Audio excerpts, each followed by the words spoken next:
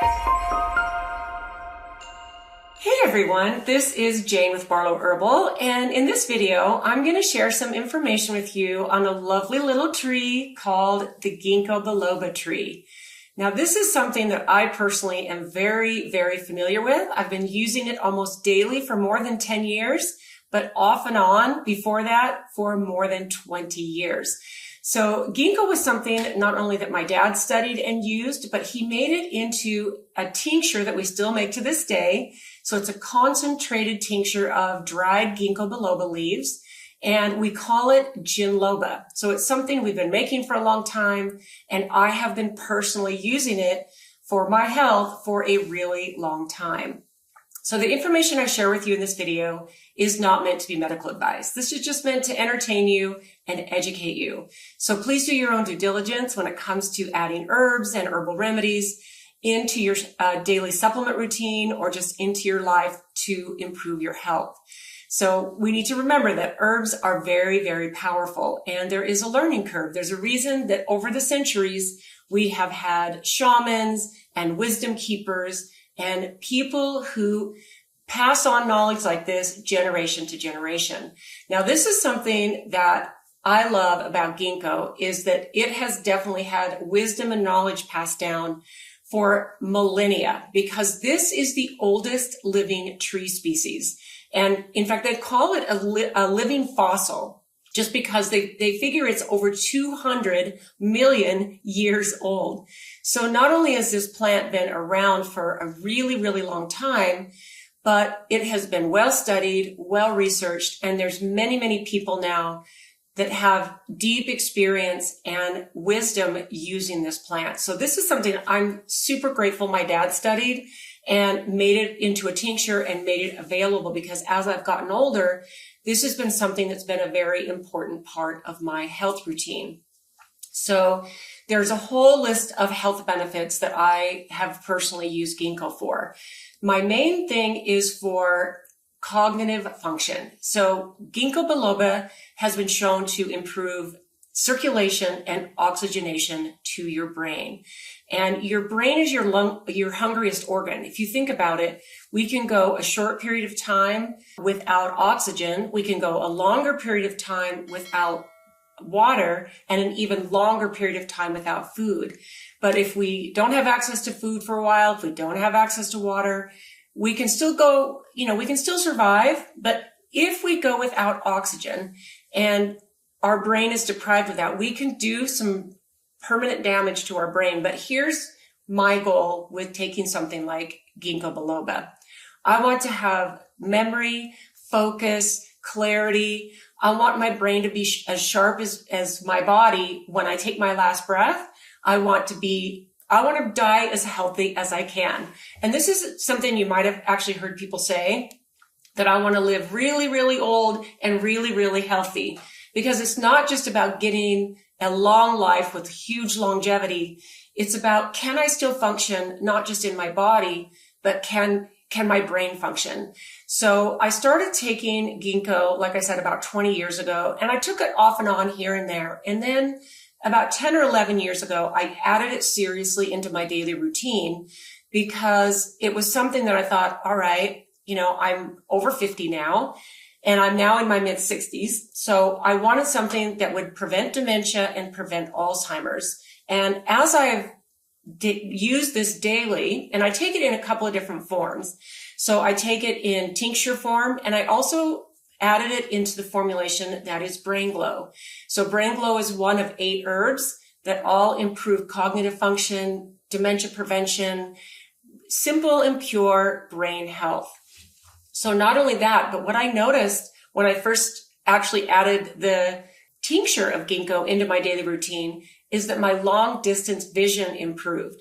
So I'd kind of started to need driving glasses when I would drive at night. And this was probably 7 or 8 years ago. And then as I increased my ginkgo biloba in tincture form, I really didn't notice it until I realized one day I was driving home late at night and I didn't need to put my glasses on. I was like, oh, I can see perfectly. And that is still the case, but ginkgo biloba is a daily part. Now, one of the things that I have learned about ginkgo is that this is something that you might not notice immediately the effects that it's going to have on your brain.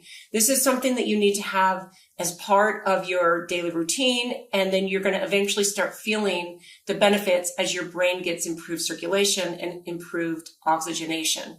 So this is something that you just need to be patient with. Now, you will feel a difference when you have the ginkgo biloba in something like My Brain Glow, because it's got those 7 other herbs that work together.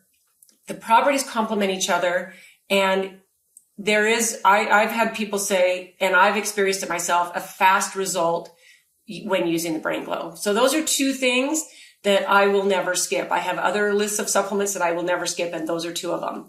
Now, there's some other health benefits that ginkgo has that I wanted to share with you, because it not only does it improve circulation to your head, so memory, hearing, eyesight, I believe there's all kinds of things that benefit, but it improves full body circulation. It actually has some natural blood thinning properties.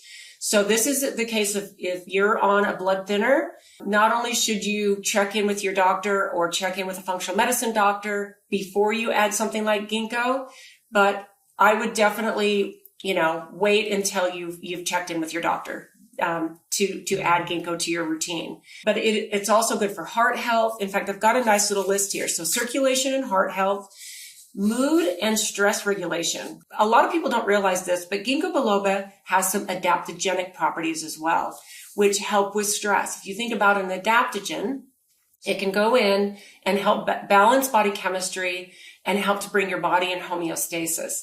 And that's one of the things that I love about ginkgo. And many herbs have these, beautiful properties that can be very broad.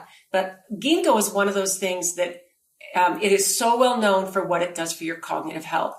And then I wrote down here, it's also good for ear and eye health. And I've personally experienced that myself as I have gotten older, and I've paid attention to the different things that my body is doing, especially the things that we count on. We count on our eyesight. We count on our hearing.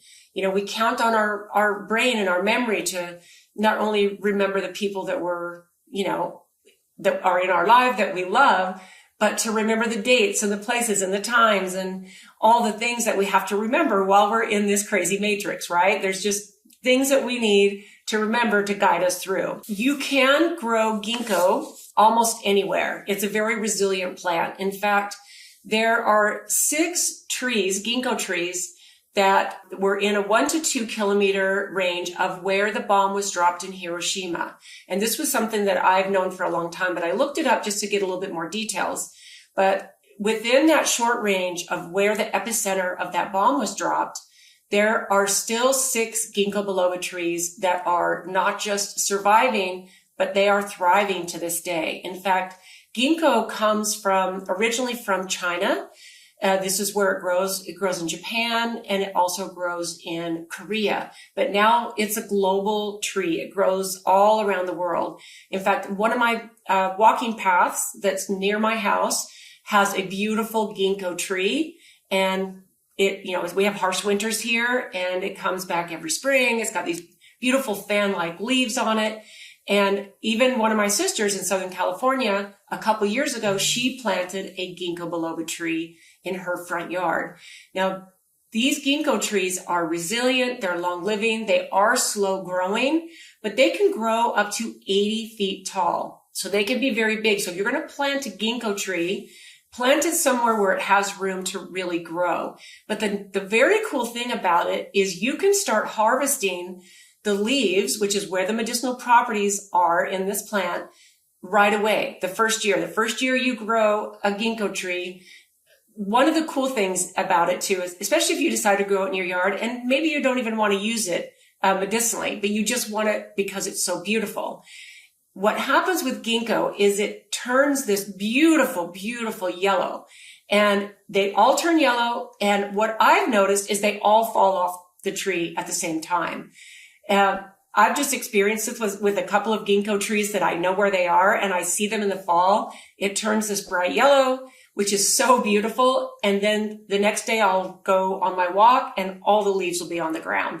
And so it leaves this beautiful carpet around the base of the tree of all these beautiful bright yellow leaves. Now, as far as how to use the leaves, so I had to do a little bit of deep research because I always was under the assumption that what you want are dried leaves when they're green. So you harvest the leaves and then you dry them and you can make them into a tea, you can make them into a tincture, or you can powder them and put them into capsules. So those are my favorite ways. I actually prefer a tincture and then sometimes capsules. But the tinctures are my favorite way to do ginkgo. Now, I did hear that I heard I can't remember exactly where I saw this, but there was someone that was saying that the best way to get the medicinal properties out of a ginkgo is when they're yellow in the fall. And I had never heard that. And I've always used it, and my tincture is green. The tincture that I make is just this really deep, rich, beautiful green.